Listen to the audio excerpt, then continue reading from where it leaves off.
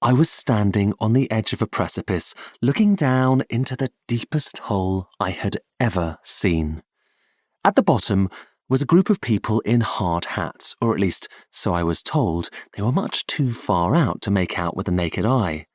In the ground near them were hundreds of pounds of high explosive.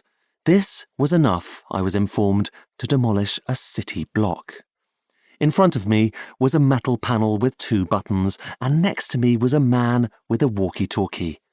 We were listening in to the control room where someone was counting down. I had been told to press the 2 buttons simultaneously when the countdown reached 0.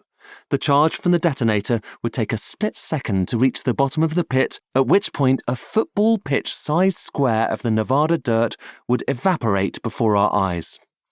"You'll feel the shockwave first," said the man with the walkie-talkie. "Then you'll see the earth going up. Then you will hear the explosion. In that order. It's kind of weird." I hadn't travelled out into the high desert to set off a bomb. I had come because of a spreadsheet. Some months earlier, scanning through Britain's trade statistics, I had noticed something odd. Flows of gold were distorting the figures and hence our picture of the nation's economy. Gold, it turned out, had briefly overtaken cars and pharmaceuticals as the UK's biggest export. Given Britain does not have a gold mining industry, this was perplexing. How could a country with no significant gold reserves become one of its biggest producers? As far as I could make out, part of the answer was that much of the world's physical gold passes through London on its way somewhere else. In order to solve the riddle, I travelled out to where the precious metal is actually extracted to chart the journey of gold from the ground to the refinery and then, in the form of bars of bullion, around the world. But as we began filming, it dawned on me that there was an even more intriguing story to tell, one that says rather a lot about humankind's relationship with the world. It had taken some months for my producer to persuade the miner in question, Barrick Gold Corporation, to open its doors, and a few days to get there from London. The Cortez mine is not the kind of place you happen upon accidentally.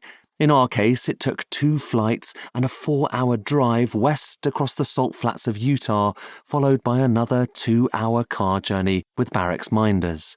There was a highway, mostly empty except for the occasional heavy truck, then a long desert road, then a dirt track winding into a long, dry, uninhabited valley.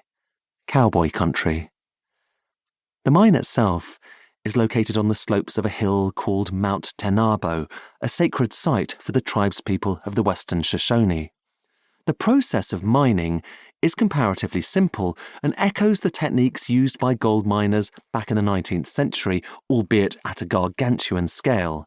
The rocks are blasted out of the earth, crushed, and then ground into a fine dust, and eventually mixed with a cyanide solution which helps separate out the gold itself. This is the reality of 21st century resource exploitation, reducing vast quantities of rock into granules and chemically processing what remains. It is both awe-inspiring and disturbing. One risk is that the cyanide and mercury used in the method could escape into the surrounding ecosystem.